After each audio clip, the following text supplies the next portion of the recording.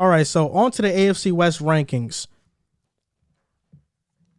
This is the best division in football. We can probably all agree. And I want to get your guys' take on which team do you think is better or is the best right now, ranking them, or just get your take on how tough this division is going to be this upcoming season. For me personally, okay. I split this into different categories. For quarterback, Chiefs got the best quarterback. Chargers come second. Broncos are third. Raiders are fourth. Running game, Broncos are first. Chargers are second. Raiders are third. Chiefs are fourth. Offensive line, Chiefs are first. Chargers are second. Broncos are third. Raiders are last. Receivers, tight end, Chiefs are first. Chargers are second. Broncos are first. Raiders are last. Front seven, Chargers are first. Raiders are second. Chiefs are third. Broncos are last. Secondary, Chargers are first. Broncos are second. Chiefs are third. Raiders are last. Coaching, Chiefs are first. Chargers are second. Raiders are third. Broncos are last. You're very low in Nathaniel. I was going to say, Broncos and Raiders are really a toss-up. Josh McDaniels, to me, has done more. Like what? As a head coach? Not as a head coach, but just his offensive scheme. I mean, Belichick's coordinators do not have a good history. I know what you're saying, but Josh McDaniels has done more. Like he has a more well-rounded reputation than Nathaniel Hackett. We'll see. We'll see. So, my outlook on the AFC West. The rankings are tough for me because we know where I'm going to land. All right, you guys don't want to really hear my AFC West rankings. I'm going to put the Broncos, and I'm not going to look anywhere else. We're not going to get 2 to 4? No. We don't. I don't have time for that. However, I will acknowledge that Chargers have made some great moves, without a doubt. This offseason, they were stellar, bringing in JC, addressing the defensive line, bringing in Khalil Mack. Great moves made by the team. Now, I'm looking at it from this sense. The Chiefs are a great team, yes. Offensively, they're amazing. As long as you have Patrick Mahomes, you are going to be successful. Tyreek Hill and Travis Kelce definitely helped that case. Andy Reid's one of the more brilliant offensive minds. Defensively, I do still have my concerns. And now, for the first time in our lives, we've seen Mahomes fold under pressure, which is really something that we never thought that we'd see. In moments where Mahomes needed to be the X factor of a game, we saw it more often than not him take over a game. For the first time in his young career, we saw him fold to the Bengals at home. Now I'm seeing a team in my Denver Broncos have a quarterback with the mindset of there is nothing or anyone that I really have any type of fear towards. I go onto that field, I play to my best abilities. End result is going to be more often than not winning a football game, but in that sense of I don't really care who's on the opposing team's lines. I care about our guys, and I know what we're capable of. Russ has a different mindset that he's bringing to the Broncos, and that's what I genuinely look forward to seeing most. A confident, a prepared quarterback taking helm for the Broncos. Now, we look at the Raiders. Now, Raiders are a team that I've constantly overlooked, and I say that because their offensive line was in shambles going into the season. But somehow, some way, Derek Carr still found a way to make it work and to still win ball games. Defense definitely played a part in it. Their pass rush was excellent. Their secondary had played very well for a majority of the season. But all in all, they did not have the defensive talent to ultimately get to that next level. They didn't have the offensive line to get to that next level. It was a lot of Derek Carr scrambling out of the pocket, having to make plays happen. And for a majority, he was pretty solid of it. But a lot of his mistakes came from having to scramble outside the pocket and make things happen. You don't want that, especially with a quarterback with Derek Carr who's getting up there in age. Yes, he can do it. Yes, he has the capabilities to make exciting plays outside of the pocket. But at this point in time, you don't want that. And going into the season right now, it's looking as if they're going to have a similar type of problem. I'm looking at it from this sense.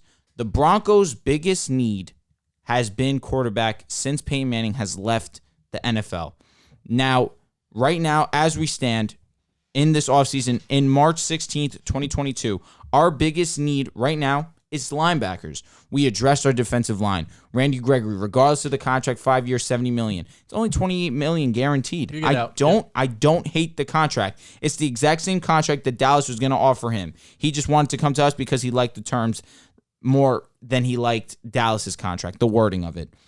We bring in DJ Jones, who just had a career high in tackles. Our defensive line is set for next season. Would I have loved Von Miller or Chandler Jones? Sure, but we save a little bit of money now. Now we can go and target a Bobby Wagner. Now we can potentially bring back Bryce Callahan. Now we can save a little bit of money for Kareem Jackson to come back. It allowed us to be a little bit more flexible with the money that we have left to spend with the available free agents available. La'el Collins is still a name that we're interested to come in and bring in at right tackle. These are still guys that could potentially still come to the Broncos. So as we currently stand, I'll respect the Chiefs for the fact that they're the Chiefs and they have been to the AFC Championship almost every single season. I think every single season that Patrick Mahomes has been there, they've been to the AFC Championship. Yep. I'll give them that respect. The Broncos are coming. It's going to take a few weeks for us to get fully invested into our team chemistry in terms of timing with receivers, Russell really getting a hold of the offense, but that's not going to take long. At most, 2 to 3 weeks. It's going to take some time for sure because he's in a new system for the first time in a while, new head coach, but Russell is a smart guy in between sets. For sure. But Russ, in between his eyes, he is one of the more brilliant quarterbacks in the league. He reads the field better than most quarterbacks in the NFL and still has one of the best deep balls in the NFL. Right there, I have the Broncos. We really could contend for that top spot in the AFC West. It's a dogfight in this AFC West. There's really no bad team that I'm looking at. Chargers coming in 3, who I do believe will still make the playoffs as a wild card spot. And in last place, I'm going to have the Raiders. I think the Raiders made it in last season because the Chargers defense was nowhere near up to par of where it needed to be. And it cost them game after game last season. And if they had an even average defense, they make the playoffs. Now they've really addressed all their holes defensively, or at least a good portion of their holes defensively. And offensively, you should have no worries. You have Justin Herbert, a top 5 quarterback talent in the NFL. You have Keenan Allen, Mike Williams, Austin Eckler, still one of the more impressive weapons rooms in the NFL. They should be looking at the minimum, making the playoffs this season. That's been their goal these last couple of years, but you don't make moves like this, bring in a J.C. Jackson, trade for a Khalil Mack, if you're not trying to contend for a Super Bowl. But even as it stands right now, I still like the way that the Broncos are set up and the Chiefs are set up more. And then the last and Raiders. I just think that right now their roster is just not up to par with the rest of them. You think Derek Carr is getting up there in age? In terms of needing to not be out of the pocket? He's 30. Any type of career you could... Doesn't matter at what age you really are. Do you think he's getting out of the pocket a ton? A lot of the plays that he was making mistakes on were throws out of the pocket that he was trying to make something happen. He was actually better statistically outside the pocket, though. Because he was doing a lot more outside of the pocket. But specifically against the Colts, he threw his 2 interceptions on plays scrambling outside of the pocket. He was throwing crossbody. There's just seems to be always something after that. You know what I'm saying? It's fair. Was he hurt really? No, he was hurt against Colts. So was he hurt against the Bengals when he played great? No, he wasn't. Was he hurt against the Chargers when he played great? No, but he got injured in the Colts game and came back and finished the game. He got hurt in that game. I feel like even still, the one pick that I'm talking about specifically where he was scrambling outside the pocket and threw a crossbody. I'm just saying, he's not old, bro. He's 30. No, he's getting up. Listen, as you grow older, regardless, 30 is young, but in NFL, especially when you're putting your body on the line. For a quarterback, it's young. Yeah, bro, you just, sure. Russell Wilson's 33. You like he has 8 years left. In my opinion, though, Russell is a smarter quarterback in the sense where he doesn't put himself in harm's way. The only time we saw Russell really get injured was on a freak throw that hit Aaron Donald's helmet. I mean, I'm just saying, bro, like... No, you're right. Yeah, that's fine. He's getting older. That's what I meant to say. He's still getting older, and still you don't want to put him in his harm. You kind of meant it like you don't want him going outside the pocket because he's aging. I don't want that. Do you not want Russ to either? To a degree, no, I really don't. Russ makes some of his biggest plays. Some of them, yes, but at the same time, he's still smart enough to know when to get down. Derek Carr doesn't have that. He's arguably the best broken play quarterback in the league. Oh, for sure. We're talking about Russell Wilson compared to Derek Carr. There's levels. For sure. I agree with you on the Raiders. I think they're going to be 4th. I'm not going to get too much into depth. I think we're all agree there. The roster's not there. They obviously have the 4th best quarterback, even though Derek Carr is still really good in his own right. Just the other 3 guys are, elite. I still have the Chiefs coming in first in this division. To me, it's between.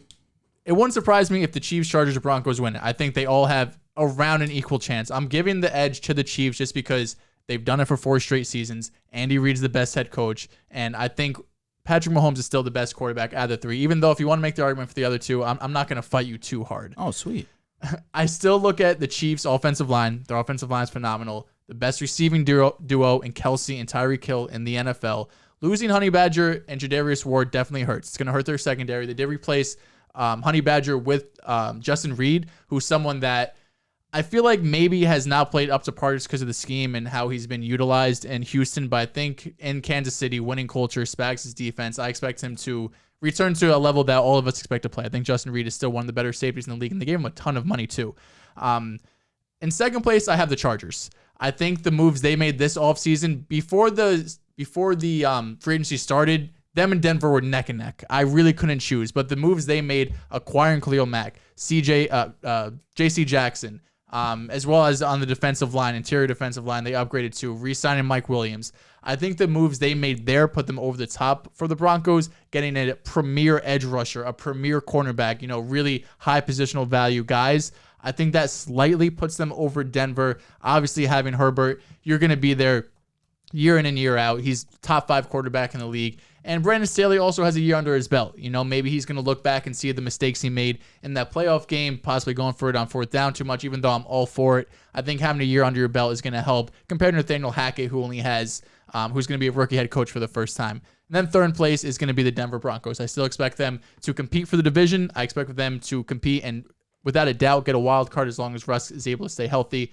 They have the high upside weapons in Judy and Sutton and the rest of the guys with Hamler and them. Great running game, Javonte Williams, who I'm incredibly high on. It sounds like Melvin Gordon's going to be walking, so Javonte can really get the full backfield and really break out and turn into a potential top 5 running back that we all think he has potential to do so. Huge W. You mentioned bringing in DJ Jones to beef up the interior defensive line. That was big too. Signing Randy Gregory, which big contract at first, but you could get out of it in 2 years with only $6 million in dead cap. So it's not this contract that's going to strap you for years to come. It's someone that could come, rush the passer for a couple of seasons. He is approaching 30. I want to say he's 29, so probably towards the end of his prime. But someone that could still at least bring value to the edge position. Still need to bring back the secondary pieces. Kareem Jackson, Fuller, Callahan, all free agents. It sounds like you think Callahan and Jackson are more likely to come back than Fuller. Definitely think you need to bring back a couple of those guys. But I just think right now the Chargers having a little bit more experience together, a little more continuity together, while also bringing in really elite players at corner and edge just gives me the edge over Denver. Real quick, does continuity really play that much of a factor in NFL today? In the sense of Tom Brady joins the Bucs year 1 championship. You have Matthew Stafford join the Rams year 1 championship. Is that the deciding factor for you? You also have proven borderline elite head coaches who have done it before. And also, fair enough. That entire roster was, you can say, had continuity. They were just adding Brady. And our team is just adding Russ. For the most part, yeah. Your team's adding the head coaches, McVay, Arians. That's facts. We are adding Hackett. Staff. It's an entire I agree. Just placing a quarterback in is not a big deal, just how easy offense is, nowadays. But having that coaching staff, and it's LA, Brady, too. Yes. That LA and the Russ is not close to Brady. Let's not talk about Russ like he's some bum. He's a future Hall of Famer. He's not close to retired Brady. Tomorrow, he's the Hall of Famer. Not a doubt. But Brady's the GOAT, though. Okay, again, Matthew Stafford, let's talk about that because that's closer. What? I'm just saying in the sense of, you're saying, let's not talk about Brady because he's the greatest ever. But here's my example of Matthew Stafford going to a new situation year 1 and winning a championship. But continuity, though, they had it was the exact same roster, coaching staff. Okay, I scheme. understand that. Lost Staley. My point is, you're saying let's not talk about Brady, but here's Matthew Stafford, who Russ has been better than. Yeah, it's different though because Sean McVay's scheme is simpler than Bruce Arians. No quarterback could have did what Brady did with Bruce Arians. Every quarterback in their first season has high interception numbers with Arians. Tom Brady didn't. What he did was honestly spectacular in year 1 with the Bucs. There is a reason why he's the greatest of all time. The Chargers are easily the best team in the AFC West. It's not even close. Okay. It's not even close. That's ridiculous. To say that with the Chiefs going to 4 straight AFC and 2 is nuts. Super Bowls with Andy Reid, the Patrick Chiefs, Mahomes. What are we smoking on? The Chiefs, Tyrann Mathieu not bringing him back. Eric Reid is a downgrade. There's no doubt about that. Charvarius Ward was their best corner last season. Definitely was. There's no doubt about that. He's gone. L'Jarius Sneed holds a lot. He still gets penalized a lot. He's super young. Rashad Fenton is okay. He had a good season. He's okay. I like him.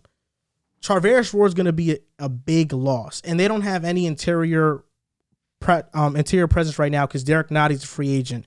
Still have Chris Jones, bro. Clark. But they have Chris Jones, Frank Clark. That's it, though. Is Melvin Gordon not coming back? Melvin Ingram. I don't know if he's not coming back, but he's a free agent, so he's not back yet. They have 2 players on that defensive line. The offensive line is great. The weapons are great. There's no doubt about it that they have Mahomes. But top to bottom, when you look at the Chargers and Chiefs, it's not a comparison. The Chargers have a far better roster. They have a far better front four. The only place the Chiefs are better at is their linebackers because they have Nick Bolton and Willie Gay. That's it. Secondary, J.C. Jackson. He's one of the best corners in the NFL. He's elite. We'll see. What do you mean we'll see? You usually lead the league in interceptions because you're getting targeted. He was targeted a ton. He was targeted 100 times, I want to say. He only allowed about 50% completion percentage. He was great, but he was targeted a ton. But he's elite, though. Yeah. Come on. Let's not even debate this. He's elite. He's really, really good. He's an elite player. Asante Samuel Jr. is going to be a star. He has definitely Derwin upsides. James is elite. He's amazing. Healthy. He's amazing. And then you talk about Joey Bosa, Khalil Mack. Amazing. They're elite. Sebastian Joseph Day is a really good starter. Offensive line. They had one of the best offensive lines in football. You still have Keenan Allen and Mike Williams. You still have Austin Eckler. In the draft, they can go multiple directions. Anywhere. They can draft a Chris Olave. They can draft that boy out of Georgia, Jordan Davis, the defensive tackle. They can draft them. You can draft the linebacker, Nakobe Dean, maybe. You can go in so many different directions. I don't think the Chargers are done yet. Another They're not interesting done move making they moves. could go, especially with the fact that they just signed these guys to long-term deals. You have 2 X-factor weapons in Mike Williams and Keenan Allen. Jameson Williams, you wait on him. You give Justin Herbert Jameson Williams. Scary. Oh, my goodness. Scary. Oh, my goodness. The Chargers have the advantage of that. They're the only team in the division with the quarterback on a rookie contract. That in itself is a huge advantage, and they have a roster that is better than any team in the division. They are going to win the AFC West. There's no doubt about it. Number 2 is the Kansas City Chiefs. No doubt. The confidence you have in the Chargers pounding the table and just throwing out the Chiefs for the most part is crazy. And the Broncos. Oh, I'm not worried about. I'm really not worried about the Broncos. I'm not as going crazy I'm about not worried about the Broncos coach, at all. But we're throwing out the Chiefs who just got 4 straight AFC championships and 2 Super Bowls. It's cool. You're going to hear it again. Listen, the Chargers wouldn't surprise me. I think they'll be within a game of each other. But saying there's no doubt in your mind is crazy. But that's why it's my opinion. All right, respect. The Chiefs. You picked a side on this one. It's a new. The Chiefs are the second best team in that division. Terrible. Okay. They have the best offensive line in that division. Trey Smith, Creed Humphrey, Joe Tooney. That's the best interior offensive line in the NFL. I fear for Lucas Niang on the right side because he's going to be going up against a lot of elite pass rushers. But still, nonetheless, they brought Josh Gordon back, so maybe they think he can do something. That's exciting. I hope so, man. I pray for him. I worry about that secondary a ton. They started out flat this past season. They were one of the worst defenses. They picked it up later on in the year. I'm not sure if the same thing happens, but that's a concern. Patrick Mahomes, he's Patrick Mahomes. Nothing to say there. Oh, God. The third team is tough for me because I look at what the Raiders just did and they got Chandler Jones with Max Crosby. To me, that is one of the best pass rushing duos in the NFL. It might be better than Bosa and Khalil Mack. I got the numbers right here. It's like not even close. Max Crosby by himself had 101 pressures last season. Combined Khalil Mack and Joey Bosa, and I took Khalil Mack's 2020 season where he played the entire year. They only had about 10 more pressures than him that he did alone. He was spectacular. I look at their secondary, it's getting better. Nate Hobbs played phenomenal in the slot this past year. Corey Littleton, I think, can be better this upcoming season. I think they figured out the safety spots. Trayvon Merrick was really good for them. He's a ball hawk. For sure. You look at Darren Waller on offense, Hunter Renfrow, and I think Josh McDaniels is going to implement a play-action system in Las Vegas because Derek Carr is best when he's on the move. He's his best when he's in play-action. That's where he's at his best. And he thrived in it last year. They just didn't run it that much. I think the Raiders are going to be a play-action heavy team this upcoming season, much like the Patriots were. The Raiders last year were a bad red zone team. They were bad in situational downs. Those were all areas where the Patriots thrived in, and I would say the Patriots had less offensive weapons than the Raiders, even though they had a better offensive line. I think the offensive system, Derek Carr is finally going to have somebody that knows what he's doing on offense. Not that John Gruden didn't, but I think Josh McDaniels is much more advanced than John Gruden, and his scheme is much more advanced and complicated. I look at the Broncos. There's too many what ifs. The defensive line, yeah, you guys picked up Randy Gregory and DJ Jones. Those are good moves. Doesn't move me, though. It's not like getting a Von Miller. It's not like getting a Chandler Jones. Those moves don't move me. You still have gaping holes at linebacker. You still have gaping holes in the secondary. Debatable. Because you're counting on Caden Stearns to come in and play great. Even though I'm high on Caden Stearns. Ronald Darby, I'm not high on. I like Pat Surtain. Justin Simmons, I know he's elite. Thank you. But really, it's like, I think that defense is going to drop off significantly next year. I don't think so. Significantly. Then I look at your offense. It's a thing of art. And your offense, is going to be one of the more fun ones to watch in football. Give me that. Yeah, there's no doubt about it. Can't wait. But that offense, like I said last show, it's not going to be better than the Bengals. It will be. Not going to be better than the Bills. Not going to be better than the Chiefs. Not going to be better than the Chargers. Could be. And, you know what, I won't throw in this curveball in here, but do it. Come on, bro. Please do it. I think you'll be the 5th best offense in the AFC, which is good. That's great. It is great. There's no doubt that's great. Because it's AFC dominant, the NFL right now. But the Broncos, to me, just don't move me. I might be a bit disrespectful to you guys by putting you last, finishing in the division. Wait, you're seriously putting us last? Yeah. Wow. I might put you guys last. I'm actually going to do it right now. You talk about Russell Wilson. Oh, man, he loves to compete. Well, yeah, a lot of great quarterbacks do. Derek Carr, I'm sure, loves to compete. Herbert loves to compete. Mahomes loves to compete. Where has that got Russell Wilson in the past 4 years? He's 1-3 in the playoffs. So all that never backing down from challenges, it's got him 1-3 in the playoffs. He's carried some bad teams. He has carried some bad teams, there's no doubt about it. But a lot of his early success that we praised Russell Wilson for early in his career was because of that defense. The Seattle Seahawks won a Super Bowl despite Russell Wilson throwing 4 interceptions in an NFC Championship game. That was a different game, by the way. 2015? It was a different game. I know which game you're talking about. It was the second time around when they faced the Patriots. No, he threw 4 interceptions against the Packers. The year they lost the Super Bowl. You're telling me. Correct. That was the year after. Okay. So my point being, though, he still threw the game-winning touchdown. So off an onside kick. That was in overtime. Touchdown I'm talking about was in overtime. So through adversity, through having a tough game, even still, he sat in that pocket. Can your Broncos survive 4 picks by Russell Wilson? Yeah. Defensively? Yeah. Okay.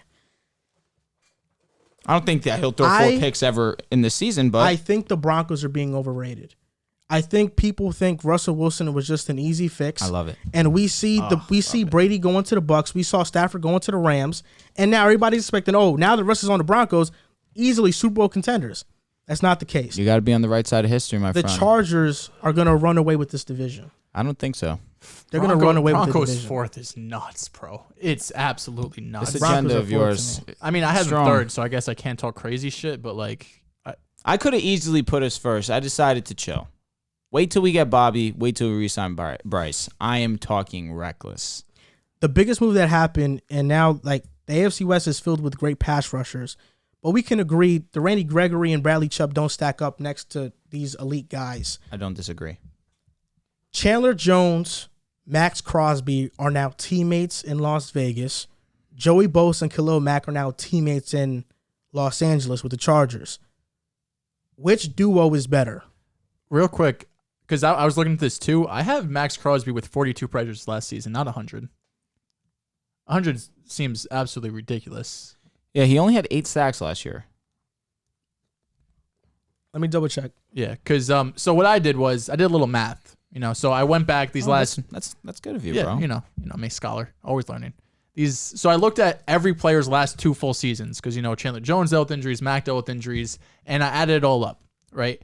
So for the Raiders totals, Max Crosby, Chandler Jones, total pressures 150, total QB hits 85, total sacks 44.5.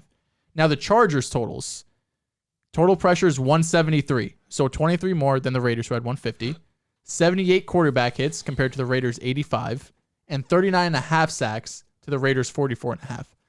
What are you showing me here? Is this the pressures? 101. I think that's adding up. Let me see. Interesting.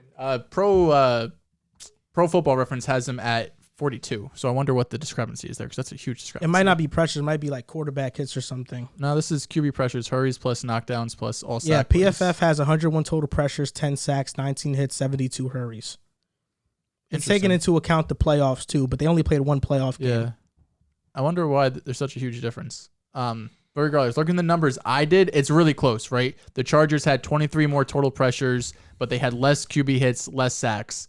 You can't go wrong either way. These are probably the 2 best pass rushing duos in the league. Right now, I'm probably siding with Khalil Mack and Joey Bosa. I think they're 2 guys who their ceiling is just a bit higher than the other 2, Chandler Jones and Max Crosby. But if you guys feel differently, I'm not going to push back crazy. Like, I'm going to push back crazy saying the Broncos are going to be 4th in division. I think that's nuts. But these are the 2 best pass rush duos in the league. I just think Mack and Bosa could be at a different level than Chandler and Crosby. I'm just going to backpack because I don't disagree strongly at all. I agree wholeheartedly. I look in the sense of Khalil Mack last season got banged up and still was a dominant force. You pair that with Joey Bosa, who's still one of the better pass rushers in the NFL. You pair them together, that gets scary. You have Khalil Mack, who's now coming into a new situation where he's revitalized. He's coming in hungry this year. As long as he can stay healthy, and you pair that with Joey Bosa, they could easily be the best pass rushing duo in the NFL. I think Max Crosby and Chandler Jones are the best duo pass rushing wise. I think they're significantly better as pass rushers. But Chandler Jones isn't the best run defender. Max Crosby is good as a run defender. He's not great.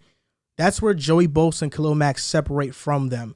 They're great at pass rushing, but they're also great run defenders, specifically Khalil Mack. And that's where I think all around they have the edge. But if we're strictly talking pass rushing, Crosby had 101 pressures alone in 2021. I think Crosby and Chandler Jones, that's the best pass rushing duo in the NFL right now.